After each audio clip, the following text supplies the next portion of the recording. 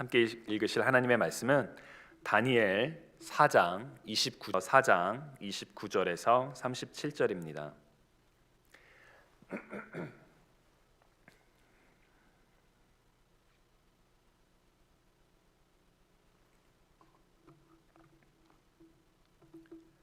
열두 달이 지난 후에 내가 바벨론 왕궁 지붕에서 거닐세 나 왕이 말하여 이르되 이 큰 바벨론은 내가 능력과 권세로 건설하여 나의 도성으로 삼고 이것으로 내 위엄의 영광을 나타낸 것이 아니냐 하였더니 이 말이 아직도 나 왕의 입에 있을 때에 하늘에서 소리가 내려 이르되 느부갓네살 왕아 내게 말하노니 나라의 왕위가 내게서 떠났느니라.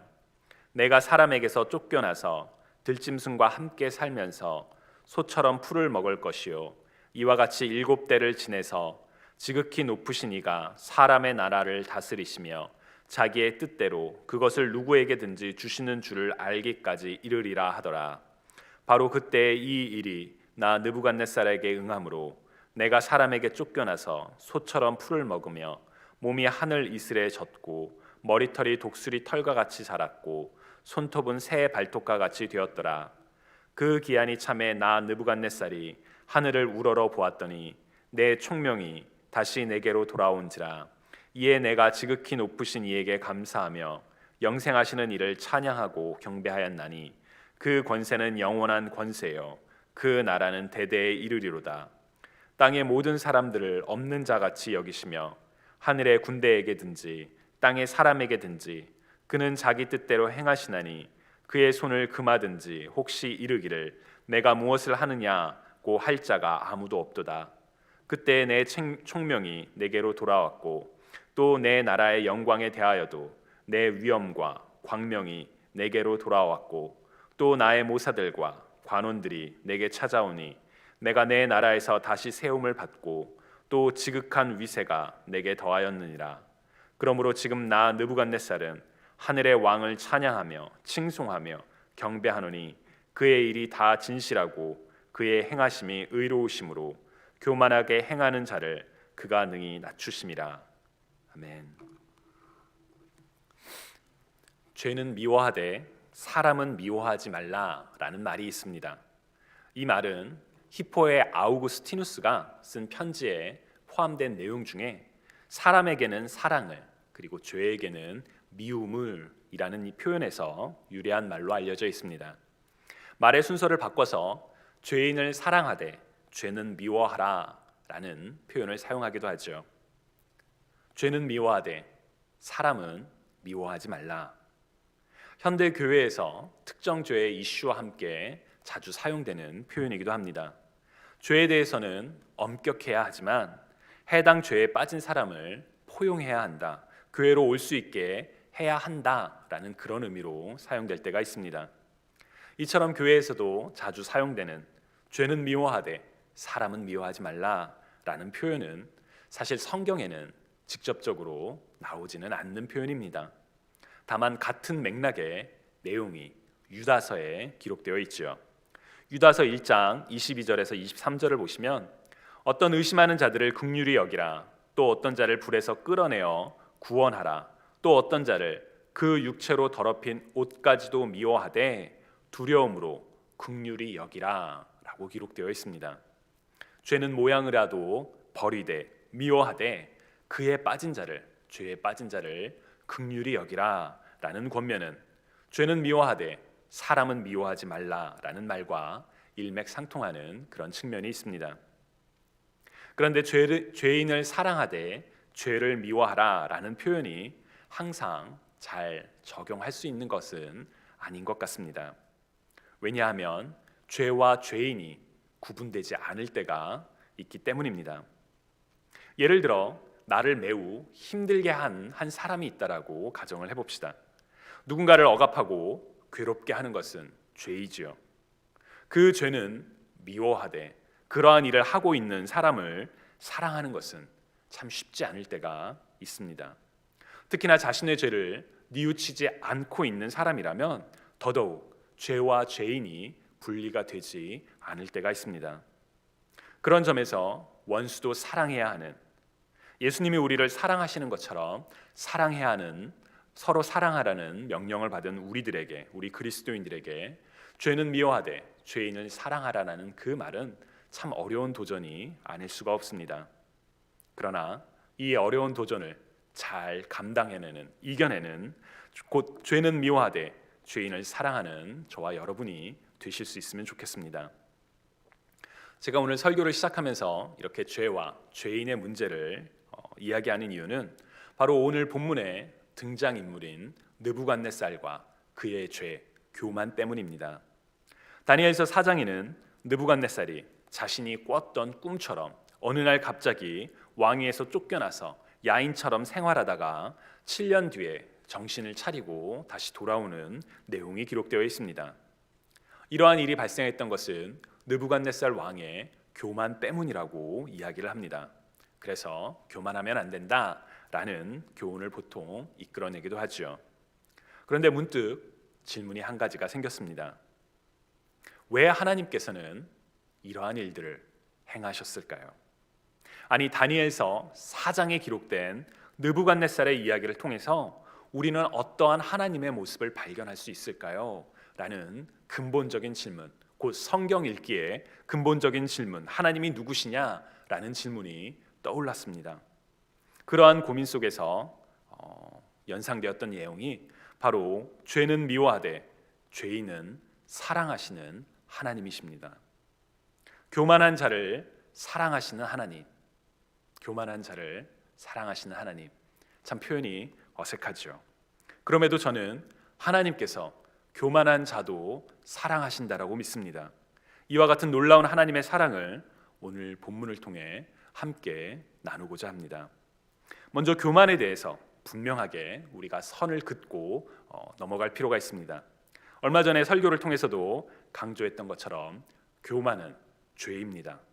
성경은 교만에 대해서 엄격하고 단호하게 경고하고 있습니다.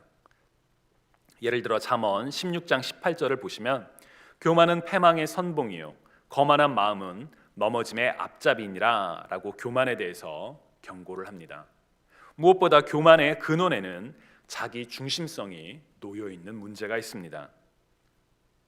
나의 생각과 판단이 다른 이보다 나으며 나의 감정과 삶이 다른 이보다 더 중요하다라는 자기 중심적인 태도가 바로 교만한 그런 삶의 모습과 태도를 가져오기 때문입니다. 그래서 교만은 다른 죄들을 연속적으로 가져오기도 할 때가 있죠. 예를 들어 첫 인류의 타락이 어디서부터 시작되었는지요. 아담과 이브가 하나님께서 먹기를 금하셨던 선악과를 먹었던 일입니다. 이들은 먹지 말라, 먹으면 죽을 것이라는 하나님의 분명한 명령을 알고 있었습니다. 그러나 하나님의 명령보다 자신의 감정, 곧 먹음직도 하고 보암직도 하고 지혜롭게 할 만큼 탐스럽기도 한 그 열매를 먹고자 하는 자신의 감정을 더 우선시했습니다. 먹으면 정녕 죽으리라는 하나님의 말씀보다는 죽지 않을 것이라는 뱀의 꼬드김을 따라서 죽지 않을 것이라는 자신의 판단을 더 믿었습니다. 그래서 죄와 저주가 인류에게 들어오게 되었죠. 이처럼 교만은 또 다른 죄를 가져오는, 그래서 우리가 반드시 피해야 하며 극도로 경계해야 하는 그런 죄인 것은 분명합니다. 그런데 오늘 본문인 다니엘서 4장은 교만한 자를 향한 하나님의 사랑을 생각하게 합니다. 교만은 큰 죄인데 교만한 자를 사랑하신다니요. 듣기에 따라서는 굉장히 거북한 표현일지도 모르겠습니다. 그러나 오늘 본문인 다니엘서 4장을 잘 살펴보면 참 놀라운 부분들을 발견할 수 있습니다. 다니엘서 4장의 전반부는 느부갓네살 왕이 꿨던 꿈을 이야기합니다. 어느 날 느부갓네살이 한 꿈을 꾸지요. 그 꿈 속에서는 그 꿈을 아무도 해석할 수가 없습니다. 마치 다니엘서 2장에서 느부갓네살이 꿨던 거대한 신상, 황금과 은과 놋과 쇠와 진흙으로 만들어졌던 거대한 신상에 대한 꿈처럼 해석할 수가 없는 그런 어려운 꿈을 꿉니다. 꿈속에서 느부갓네살은 땅의 중앙에 있는 거대한 나무를 바라봅니다. 그 나무는 하늘에 닿을 만큼 높았고 땅끝에서도 눈에 띄일 만큼 아주 거대한 나무였으며 만민의 먹을 것이 그 나무에서 나온다고 할 만큼 풍요로운 그런 나무였습니다. 그런데 하늘로부터 내려온 한 거룩한 자가 그 나무를 베어서 그루터기만 남깁니다. 뿐만 아니라 그 그루터기를 쇠와 놋줄로 동여서 풀밭에 내버려 두라고 합니다. 사람의 마음이 아니라 짐승의 마음을 주어 들짐승처럼 7패를 지내게 할 것이다 라고 선언하며, 이는 지극히 높으신 하나님께서 인간의 나라를 다스리시며 그가 원하는 사람에게 그 나라를 주시며 가장 낮은 사람을 그 위에 세우시는 것을 모든 사람들로 알게 하려는 것이라 라고 설명하는 그런 꿈을 꾸었습니다. 아무도 그 꿈을 해석하고 있지 못할 때에 다니엘서 2장에서처럼 다니엘이 이번에도 느부갓네살의 꿈을 해석합니다. 그런데 다니엘은 그 꿈의 의미를 깨닫고 마음이 무척 어려웠습니다. 왜냐하면 그 꿈은 하나님께서 느부갓네살에게 주시는 경고였기 때문입니다. 다니엘은 이 꿈이 왕이 아닌 왕의 대적에게 일어나면 좋겠다라고 이야기한 뒤에 그 꿈을 이야기합니다. 다니엘서 4장 24절에서 27절을 쉬운 성경으로 읽어보면, 왕이시여 꿈의 뜻은 이러합니다. 이것은 지극히 높으신 하나님께서 장차 일어날 일을 왕에게 미리 보여주신 것입니다. 왕은 사람들에게서 쫓겨나 들짐승들과 함께 살게 될 것입니다. 왕은 소처럼 풀을 뜯게 될 것이며 하늘에서 내리는 이슬에 젖게 될 것입니다. 7대가 지난 뒤에야 왕은 비로소 지극히 높으신 하나님께서 인간의 나라를 다스리신다는 것과 그 나라를 자기 뜻에 맞는 사람에게 주신다는 것을 알게 될 것입니다. 또 나무 뿌리의 그루터기를 땅에 남기라 명한 것은 왕이 하나님께서 다스리신다는 것을 깨달은 뒤에 왕의 나라가 굳게 선다는 뜻입니다. 그러므로 왕이시여 저의 충고를 받아들이십시오. 죄악을 버리고 옳은 일을 하십시오. 가난한 백성을 불쌍히 여기시고 악한 길에서 벗어나십시오. 그렇게 하면 혹시 왕의 영화가 계속 이어질 수 있을지 모릅니다. 아멘. 바벨론이라는 크고 강대한 나라에서 아무도 해석하지 못했던 꿈을 다니엘이 해석할 수 있도록, 또한 다니엘에게 지혜를 주신 하나님의 생각만 해도 참 놀랍고 감사한 면이 있습니다. 그런데 제가 궁금했던 것은 왜 하나님께서 느부갓네살에게 이러한 꿈을 꾸게 하셨던 것일까요? 왜 하나님께서는 이방인이었던 느부갓네살에게, 그것도 남유다를 멸망시키고 많은 사람들을 포로로 잡아왔던 느부갓네살에게 이러한 꿈을 보여주셨을까요? 게다가 꿈을 보여주신 것뿐만 아니라 다니엘에게 지혜를 주사 이 꿈의 의미를 느부갓네살로 하여금 알게 하셨을까요? 도대체 왜 하나님께서는 이 모든 일들이 일어나게 하셨을까요? 라는 질문이 제 마음에 계속 남았었습니다. 저는 다니엘이 꿈을 해석하고 난 뒤에 왕에게 조언하는 내용에서 이 질문에 대한 답을 찾을 수가 있었습니다. 저의 추측이긴 하지만 혹시 하나님께서는 느부갓네살에게 경고를 주시고자 했던 것은 아니었을까라는 추측입니다. 우리는 지난 몇 달 동안 선지서들을 함께 읽고 말씀을 나누며 하나님께서 사랑하시는 하나님의 사람들, 하나님께서 사랑하시는 자들에게, 곧 하나님의 사람들, 선지자들을 통해 경고를 주셨다는 것을 배웠습니다. 때로는 무서운 심판의 메시지가 선포되기도 합니다. 그러나 지난 설교를 통해 강조했던 것처럼 우리의 하나님께서는 훈육하시는 하나님이십니다. 경고를 주시고 때로는 무서운 징계로 통해 하나님의 사람이 온전히 살아갈 수 있도록 우리를, 하나님의 사람들을 훈육하셨었지요. 하나님의 경고와 징계, 곧 훈육에는 하나님의 사랑이 담겨 있었습니다. 하나님의 사랑은 이스라엘 사람들에게만 한정되어 있지 않았습니다. 하나님께서는 선지자 요나를 통해 큰 성읍 니느웨의 심판의 메시지를 선포하게도 하셨기 때문입니다. 요나는 하나님의 계획이 마음에 들지 않았었죠. 그래서 도망치기도 하고 회개하고 돌아왔지만 여전히 불성실한 모습으로 메시지를 선포하기도 했습니다. 그런 요나에게 하나님께서는, 이스라엘의 하나님께서는, 아니 온 우주의 창조주이신 하나님께서는 이방인들, 그것도 큰 죄에 빠진 이방인들의 생명도 아끼시는 사랑의 하나님이심을 보여주셨었습니다. 피조물인 인간을 향한 하나님의 사랑은 변한 적이 없습니다. 우리가 아직 죄인 되었을 때 하나님께서는 하나님의 아들 예수 그리스도를 이 땅에 보내사 죄인인 우리를, 먼저 하나님의 품을 떠난 우리를 향한, 하나님의 자녀들을 향한 하나님의 사랑을 확증하셨었습니다. 그렇기 때문에 신실하신 하나님의 사랑을, 모든 이들을 향한 하나님의 사랑을 우리는 우리의 잣대로 함부로 재단할 수 없으며 사실 재단해서도 안 됩니다. 하나님께서 왜 느부갓네살에게 이러한 꿈을 꾸게 하셨을까요? 심지어 그의 곁에 다니엘로 하여금 그 꿈을 해석하고 그 의미를 깨닫도록 하셨을까요?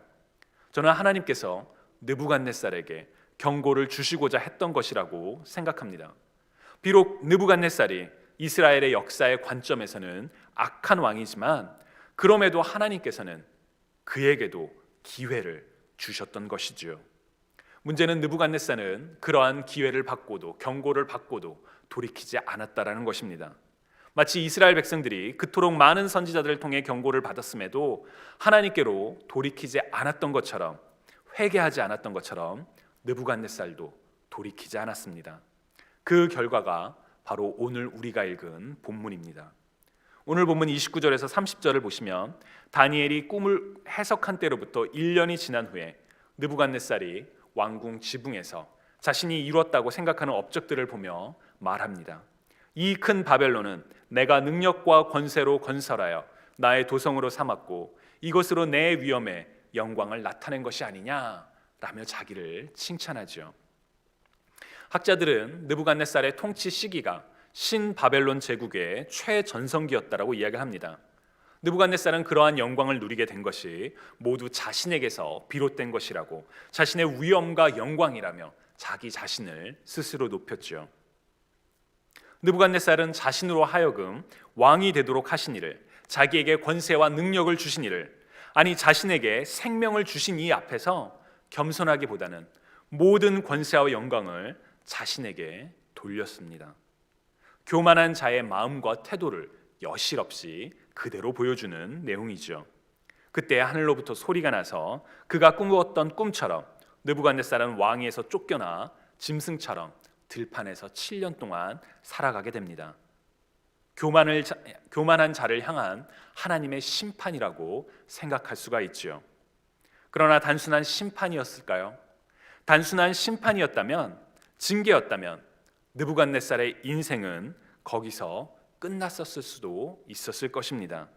그러나 이어지는 본문을 보면 하나님께서 보여주신 약속의 때가 지나자 느부갓네살이 정신을 차리게 됩니다. 뿐만 아니라 그 7년의 연단을 통해 느부갓네살은 참 하나님을 고백합니다. 37절을 보시면 그러므로 나 느부갓네살은 하늘의 왕을 찬양하며 칭송하며 경배하노니 그의 일이 다 진실하고 그의 행하심이 의로우심으로 교만하게 하는 자를 그가 능히 낮추심이니라 라고 고백을 하죠. 느부갓네살은 마침내 깨달았습니다. 자신보다 더 위대한 하늘의 왕을 깨달았을 뿐만 아니라 그 앞에 엎드려 하나님을 찬양했습니다. 그렇기 때문에 저는 오늘 본문에서 중요한 사실은 느부갓네살이 단순히 교만해서 심판을 받았다는 것에 끝나는 것이 아니라 그를 낮추사, 교만이 하나님 앞에서 큰 죄임에도 불구하고 하나님께서 교만한 자를 징계하사 그를 낮추사 다시금 하나님을 바라보도록, 하나님께로 돌아오도록 기회를 주셨다라고 믿습니다. 즉 교만한 자조차도 사랑하시는 하나님을 우리는 오늘 본문을 통해 발견할 수 있는 것이지요. 하나님께서는 교만을 미워하시지만 교만한 자조차도 하나님의 은혜를 입을 수가 있다는 것입니다. 죄는 미워하시지만 죄인은 사랑하시는 하나님이시라는 것이지요. 우리는 바로 그러한 하나님의 은혜를 입은 사람들입니다. 간혹 사람들은 은혜와 축복을 착각합니다. 세상적인 복을 누리는 것을 은혜 받았다라고 오해를 합니다.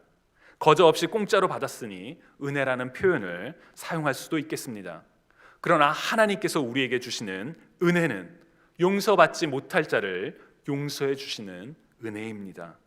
죄인임에도 불구하고 죄의 길에서 떠나도록 돌이키도록 부르시는 은혜입니다. 그래서 하나님의 은혜는 세상의 그 어떠한 것과도 비교할 수 없는 은혜이지요. 우리는 죄인입니다. 우리가 먼저 하나님과의 관계를 깨뜨렸습니다. 하나님의 말씀보다 우리의 생각과 판단을 더 먼저 앞세우는 이기적인 마음, 하나님께서 주시는 복을 당연히 내 것이냐 여기는 이기적인 마음, 교만한 죄를 가지고 있는 죄인입니다. 하나님께서는 죄를 미워하시지만 그 죄에 빠져있는 우리들을 긍휼히 여기사 우리들에게 은혜를 베푸사 이 땅에 예수 그리스도를 보내셨습니다. 주님이 사랑하시는 여러분, 하나님의 아들이신 예수 그리스도께서는 하나님과는 한 분이셨지만 하나님과 동등됨을 취하지 아니하시고 자신을 낮춰서 종의 형체로 낮춰서 겸손히 이 땅에 오셨습니다. 우리의 모든 죄를 대신하여 죽으시기 위하여, 우리의 죄를 물으시기 위하여 이 땅에 오셨습니다. 예수 그리스도의 오심을 기억하는 대강절은 바로 이러한 놀라운 하나님의 은혜를 기억하는 시간입니다.